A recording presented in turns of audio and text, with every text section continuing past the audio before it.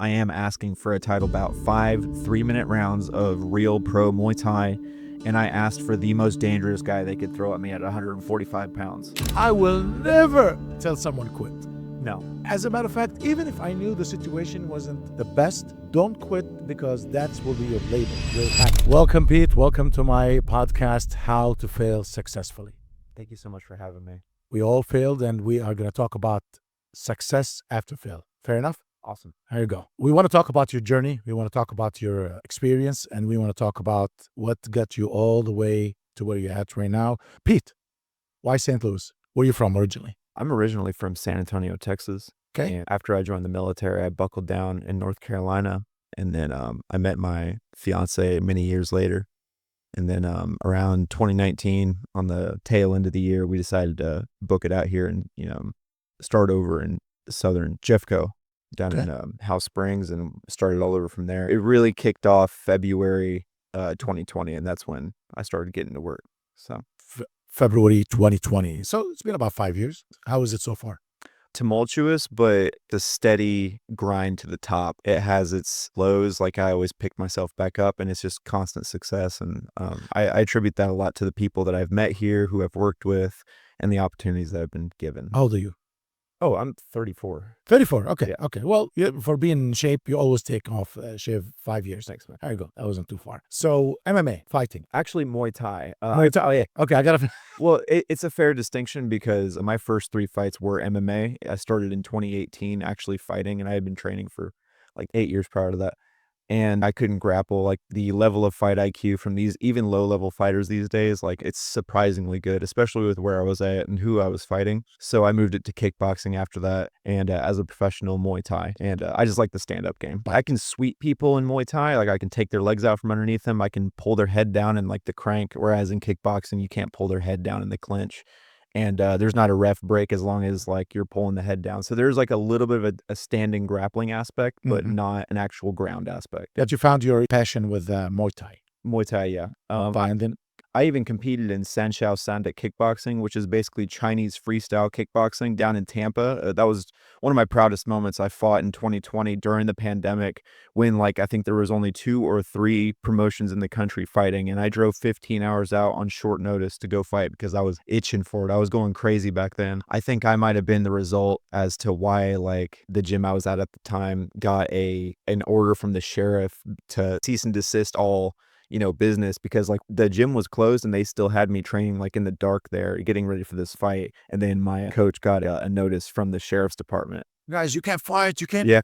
And they were threatening like a $5,000 fine or something like that. And he's like, I can't let you train here, man. I'm so sorry. I was like, that's all good. But someone dimed me out, which was crazy. It was a witch hunt out there. I was training at my fiance's mom's property. I was, like, getting logs and hammers and chains and stuff like that. And I made my own, like, workout system using, like, lumber and chains and metal, basically. Just make it happen. The old Rambo style. Remember the movie? Had to, yeah, absolutely. Had to. There was a little bit of inspiration there. That and Yuri Prohaska, he was a big influence of mine. He's, the light heavyweight. I saw him doing that stuff out in the woods. I was like, I need to get out there, dude. Like, there's nothing else to do. We used to drive in parks, and you see these guys putting, like, 4 corners, nobody crosses it, and they have their way. And we had to get creative and make it happen. And that's how you refused, basically, just to surrender and just walk away. Yeah, I was going nuts. I was not going to just sit in my house and just wait for everything to be okay. Like, I needed the action. I needed the work. And I was also 29 or 30 at the time. Yeah. My best days of shape, actually, it was the year when they opened the gym. I was bigger, stronger than ever. How do you get into the fitness? Okay, so I fought a lot as a kid, man. Like, I'm not saying I won a whole bunch of fights. Me and my friends, people who weren't my friends, people who I had beef with, whatever it was. So the first time I ever got my butt seriously kicked was my first real fight. And that was 7th grade. Basically, a kid pushed me. I pushed him back. He was, like, an expelled student from the Miami-Dade School District in San Antonio, moved over there to start over, kicked the crap out of me, and I had to get my ear sewn back on. It was hanging from a thread. That was my right ear, and it was like, yeah, he went nuts on it. That was my moment like, oh, you need to get better at this, but also like I can take it. Like I wasn't freaking out. So that was kind of how it all started. In 8th grade the following year, my mom put me in like taekwondo, karate. Even that wasn't good enough for me. Like I was hungry for real stuff and they were doing like point competition training. But I kind of started my base being comfortable with kicks. And then playing soccer also had an effect with like comfortable kicking low, which isn't karate, but I just knew I wanted to kick people's legs. Didn't know what Muay Thai was at the time. As the years progressed, lots of street fighting, like, and not like cool street fighting, like stupid, really stupid You stuff. are a person that doesn't take anybody's shit. Now I really don't, to a fault, to a real fault. If you tell a 16, a 14, Mhm. what do you tell this kid? Still keep that mentality, but also train. Choose to not seek conflict because say you are a trained killer and you're really good at it and you're just 16 and you crack somebody with that right cross and they drop and they bounce their head off the pavement. Nobody's gonna mess I with hope they're okay. you. Yeah. I hope they're okay. And they're also putting themselves at risk for legal repercussions though, because that's like finding that control of like, hey man, please, I don't want to do this, Yes. to knowing exactly what to do when the time comes. Yep. That's a great mentality to have. So keep that, just go train. My professional kickboxing debut, my first pro fight, you know, I'd fought amateur for a while and then I went pro.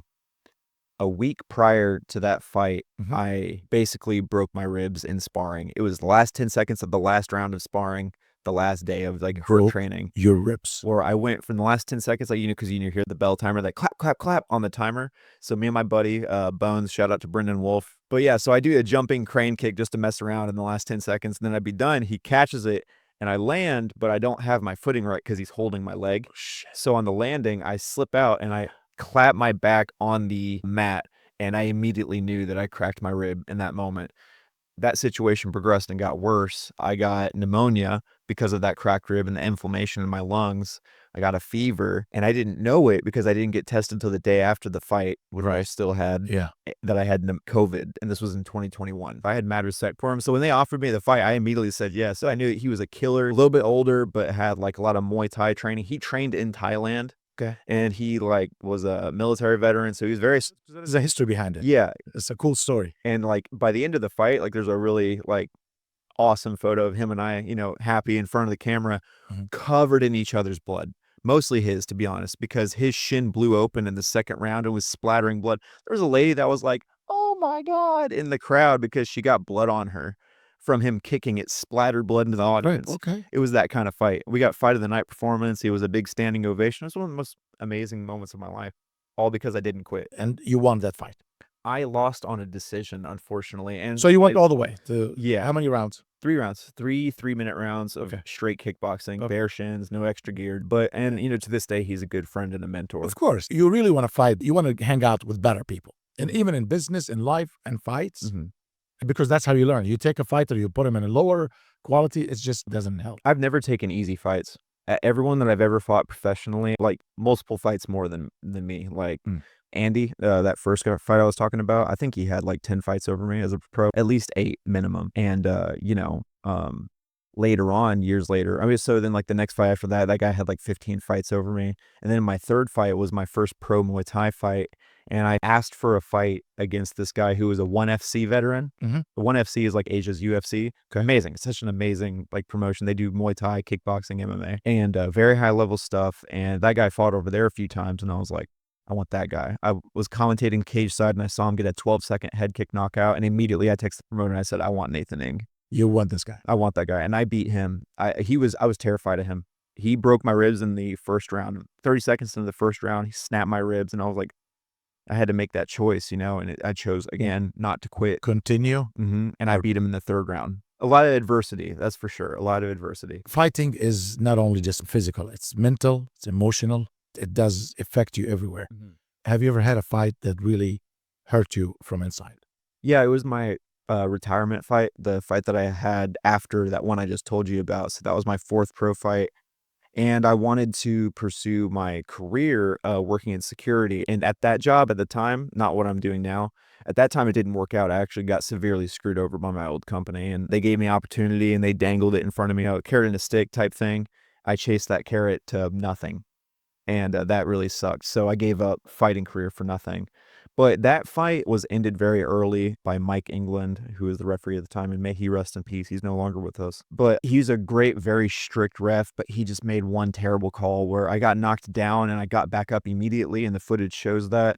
It was at Shamrock, and it was a big show, and I was glad to be there. It was awesome. And even my opponent didn't like the stoppage where Mike It was quick. looked at me and he was just like, "No, like that's it. The fight's over." And I said, "What are you talking about? Why are you stopping the fight?" Yeah. And that, I mean, I understand he saw what he saw, and I respect him as a professional, but that still haunts me to this day. Like, you can't go out like that. You Yeah. can't go out. And so that's why I'm fighting again. Our one loss can damage them mentally. A lot of people don't know that fights, it does affect you mentally. I mean, you're going there all in, and then suddenly taken away from you a win, like what happened to you, that will affect. I know you're going back again one more time. So yeah, I'm going back in. That was like summer 23, and then like I had a bit of a fallout with the gym, and so then I kind of took a knee, so to speak, took my time, and in the process of doing that, I got offered a new job with a separate, company, and that was awesome. And I'm still with that company to this day. Like they've like skyrocketed my success ever since I started working for these guys. Very high demand, like working always below 70 hours a week at least. Always less than 70. You work at the but Sometimes it could 70 It hours. could be a 50-hour work week. It could be 67. That was my record See, so far. that's the heart of a fighter, and I admire what you do. You see the outside muscular, but they have emotions, they have life, they have fighter heart. That's what I admire. And honestly, I think a lot of fighters' lives are way harder than mine because a lot of them, like, all they do is train and chase sponsors and fight. There's nothing wrong with that. That's very admirable, but they are having a hard life, man. Whereas, I suffer at my job a little bit, but like fighting is almost like a vacation. It's like a fun hobby. I just do it professionally. So you're coming back to make a statement. I'm gonna win. I have not ever been a champion. I've never been offered a title bout, to be fair. But this fight that's coming up, I am asking for a title bout. 5 3-minute rounds of real pro Muay Thai. And I asked for the most dangerous guy they could throw at me at 145 pounds. And right now they're looking at, the contract's not signed, so I'm just going to be patient. It's for October. Yeah. It's Jose Intriago. He's a up and comer he's like technically undefeated. I think he's fighting next weekend, in MMA, and then he's going to cross over into my realm in Muay Thai. He's a good kid. He's savage. He's got a mean mullet, and he's going to be looking to take my head off for sure. So, and again, he's a tough dude. And so, I like that. That kind of scares me. Guys like him that come from, like gritty origins and they fight hard. Like I want those guys, and I want that to be for a title. What's your daily habit like to stay in shape? When I'm at the peak of camp and I'm hyper focused on it, which I'm kind of building up to it that way, I don't have that shock of exhaustion when I'm suddenly, running 5 miles like 3 days a week, or something like that, sprints, easing into it. But at the peak, I'm drinking 1.5 gallons of water a day. I am making sure that I get minimum 8 hours of sleep, but I'm shooting for 10. Should work allow it. I am eating mostly protein, veggies, and fruit. I'm sorry, I should put fruit at the top. I just love fruit so much. I hate vegetables, but as a part of it, though, is clean carbs and disciplined diet, and most of all, intermittent fasting, where I'm pretty much every 16 hours, is the 8-hour window between that to eat. Okay. So I only eat in the afternoons, and that's it. Basically, you stay hungry. Viciously hungry, and it adds a sharpening edge to your mind, too, to stay hungry all the time. I asked one guy, and I said, how do you stay in shape, man? He said, stay hungry. Like, I am hungry every single day. I look at what you guys eat, and I hate you. Yeah, absolutely. You get to a point where like junk food, like even the things you used to enjoy, like ice cream, it just makes you feel kind of sick. Like looking at it, you're like, oh, I should eat it. Yeah, I can't. Right. What's your weakness? What's your food? Is it sweet? Is it rice? Is it pizza? I think like Italian might be a weakness. And then Thai food too, but it's not that bad. It's just too heavy for like a fighter's diet sometimes. Yeah. But I always say, if you fast right and you train right, you don't really have to worry about what you're eating. So there are no weaknesses. Because What's your first meal after a fight? after a fight, oh, dude, if it's like a war and my ribs hurt, I'm just gonna go to bed. Just go to bed. The next day, though, I usually like spoil myself, and it's just whatever. But like an expensive gourmet pizza, for Good. example, like Okay. going, Okay. I don't know what is it. It's always the pizza. Everybody after a fight, they say, I want a pizza. I want a cheesy. Hattie Pimblett eating at the interviews where he's like talking about it. Yeah. Give some advice how to stay in shape without overdoing it. Well, Because that's the story. I want to eat a lot, but I don't want to stay in shape. It doesn't go together, but let's go in the medium. I think that for people that just want to be overall fit, they should experiment with the fighter strength and conditioning. Just see if it works. Do it for like 4 to 6 months. But the most important thing to stay in shape is just diet. It's just diet. You can It's your lose food. weight, It's minimally doing anything just by taking care of your diet and eating clean. it's the food. Okay. People get stuck. How someone can be stuck in fitness? I mean, injuries for one. Your ego got a little big and you lifted or went too hard and you ended up hurting yourself. Like, as long as you're recognizing it as like that's your learning experience and now you see you did something wrong, then I mean you can get over it. But a lot of people experience those and get depressed or they get hard on themselves. They start eating too much pizza. So there is a, like you said, a mental barrier there. But when it comes to fitness and you're running into like brick walls, you can't overcome this next thing. Sometimes recovery is actually more of an effective thing. Like take some time off or like, do something else for a little bit and then come back to that. That's been very helpful to me. That has been very helpful is just take a break for a little bit. Not like be lazy, but take a break. Take a break. How did you balance between work, Muay Thai, Mm-hmm. and a relationship? Bringing her into it. I was like, hey, I'm going to be here a lot. If you want to join in on this, it's a great opportunity for you. Explain, bring her into it. She used to literally have to drag me out of the gym when we were in North Carolina. She'd be like, Pete, we've been here for 4 hours. It's time to go. I was like, but I have like one more set. She's like, no. So it really started with us like bonding over like getting in shape together and stuff. And we did it. So that helped a lot. And then I was like, hey, do you want to come hit pads with me at the gym? She's a fighter now? She's a fighter now. So you convert 5.5 years of training and now she's a fighter. She just had her first fight in March. So did you hear this? He's in love with Muay Thai and fight. So she does Muay Thai? Not like the actual elbow to the face competition, but her fighting style is Muay Thai and she trains in that style. So when I'm training her for Muay Thai.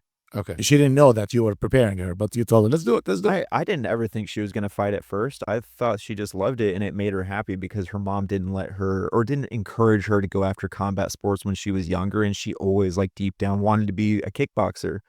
So I gave her that avenue and she's just eaten it up ever since. She's very driven, very driven. She has that drive. Like, okay. So there's a sparkle. And I wouldn't let her fight if she didn't. If I didn't see that she had that dog in her to be able to like just fight it out, like to the death type mentality. If I didn't see that she could do that, I would just be like, hey, you don't have to fight. Train all day, but don't fight. I've never given her that talk ever. She's scrambled my brains a couple of times, man. She's dropped me twice, once on a head kick and once on a spinning backfield. And then there's been a few drives home where I'm like, what turn are we supposed to take? Or she's like, dude. She's strong. Iron fists, man. What motivates you? Helping train people over at the new gym that I'm at, which is new to me. It's Wise Warriors MMA out in Maplewood, not far off of Big Bend. I don't take any money. I just want to help these guys. It fills me with the drive to help them. And I know that because of my previous mentors and senseis and coaches, they've instilled that in me, and now I'm going to instill that in them. It's like my universal goal. It's like my mission is just to pass that on, help them as much as I can. And I mean, that's my career goal with the company I work for is I'm trying really hard to convince the high command at my job, the majors and the chiefs and the captains that I'm capable of being a defensive tactics instructor. And I want to teach our officers at our security company how to do that. I think in your line of business, you should do that because the average human don't know how to do that. If there's one thing I want to teach a girl, my daughter, is how to defend herself in a bad situation. Have you ever done classes like this teaching girls? Yeah, ladies. Yeah, last year at Wise Warriors, we shut down the program just because women stopped going or just there was already few and far between and my work schedule got in the way, but I was doing a women's striking / self-defense class on Sundays and it was greatly helpful and the whole vibe was really good. It was women only that were down there besides me, which was a little weird in of itself, but Steph being my fiance being there and training hard, she was kind of like the icon of like, hey, it's not weird. She's a savage. Look at her. Try to be like that. And, it built a very positive environment and, we're still trying to bring back some type of thing like that.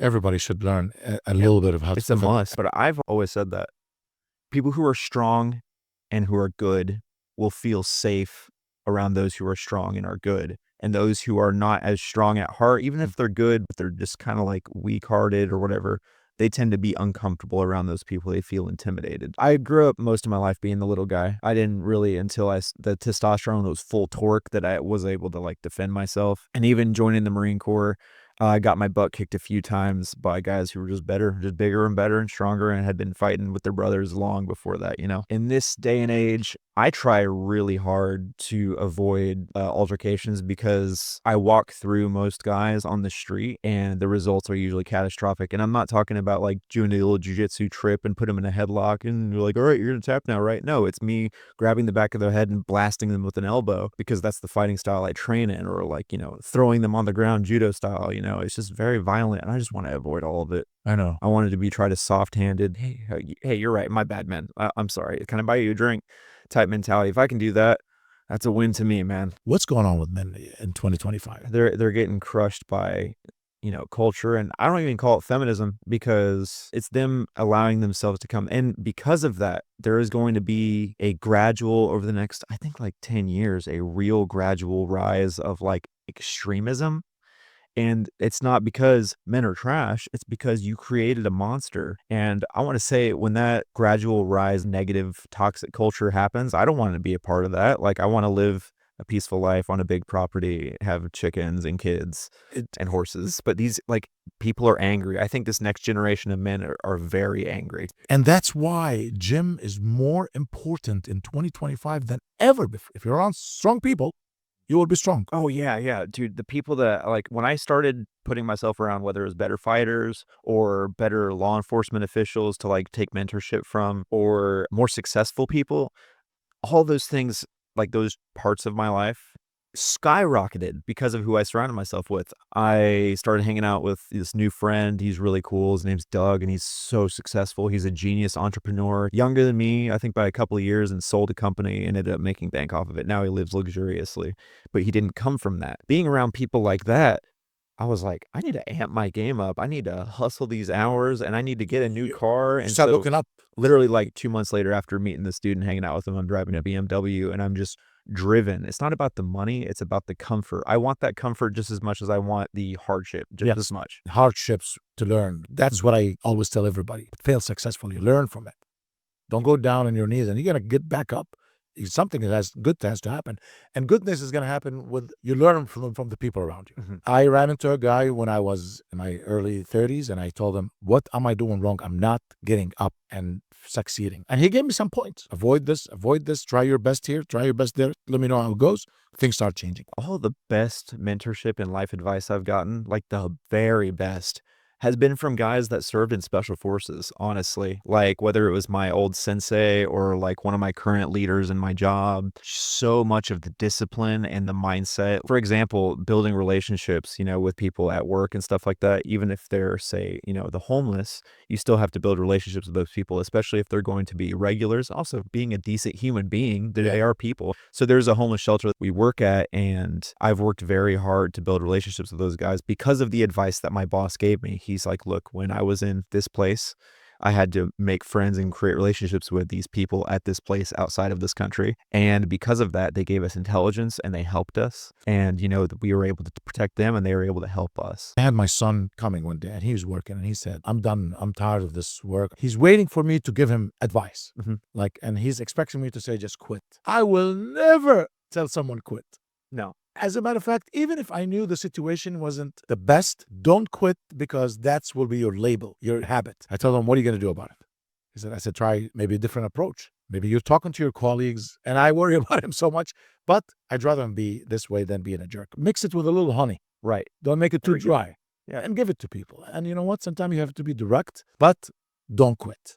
My old coach said, he's like, when you're in camp, like, sometimes you have to be selfish, man. Like, you have to look out for yourself because your whole team, although they support you and they love you and you love those guys, they're not in the cage with you when you're fighting. It's just you, man. Your best buddies in the Army, and I'm sure this is related to a lot of people, or the Marines, is the guys who were picked on you when you joined. And then after that, they'll give their life for you. Right. 13 years later, I'm still in contact with some of my military friends, and to this day, they check on me. There is a huge reason, because you bonded. And the bond continue forever. If you're having a problem with your work and someone from work, don't give up. Don't just walk out. Oh, I don't like it. Are they picking on me? No. Adjust your approach. most of the situation you can fix it. But Also, just hang in there and keep grinding, and something else might pop up. So just keep an open mind, like keep doing what you're doing, but keep your eyes open. You know what I mean? And that's what I did at my old job. Is I was like, I hate where I'm at, and I don't like how they treat me, but I feel it in my bones that if I keep trying, something will fall into my lap. And literally, randomly, like 6 weeks after I had that revelation, I got a call from my now boss, and he offered me a job. So it was like, my fiance knew. She was like, because I told her, she was giving me the talk, like, you're miserable at your job. You need to figure something out. Like, it's not about the money. She's like, I hate seeing you unhappy. Figure something out. And I was like, and I said, I feel it in my bones, dude. I know if I just keep grinding, something's going to happen. And sure enough, it did. you just blow out. You change your situation. Sometimes you have to remove yourself. I agree with you. Give up means go home and sit and close the door. Getting out of a bad situation, finding a solution, that's what life is about. What's next in life? That fight, I have my eyes set on it. And I know that my thing is, we were talking about losing, talking about, accepting defeat.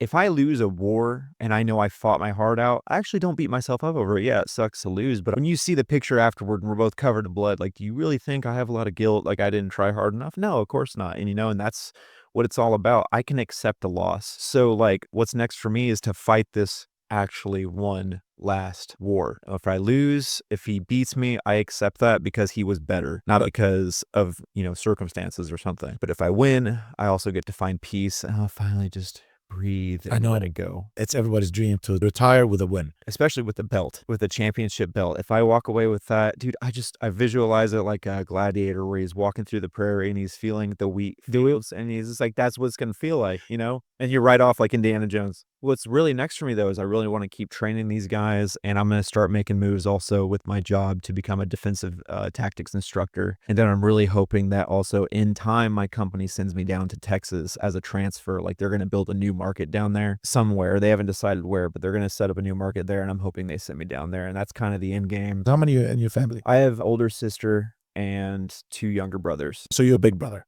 Yes, I am. And my sister, although like technically I'm not the oldest, she didn't really grow up with me. She grew up with my grandparents to make my own mom's life easier, but we're still very tight, and, we love each other very much. And I have 2 younger brothers that are about like 9 and 10 years apart from me, and they're great. One's for sure a lawyer. He got to, pass the bar, and he's working for a great firm. And then the other one, I think, he's in law school right now. Okay. And they're working together at the same firm, which is so legendary. I love 2 that. brothers working together. Yeah, they've stood by each other through like other firms and their nonsense and stuff and drama that has happened at work. My younger brother, Josh, I think Josh stood by Parker a few times.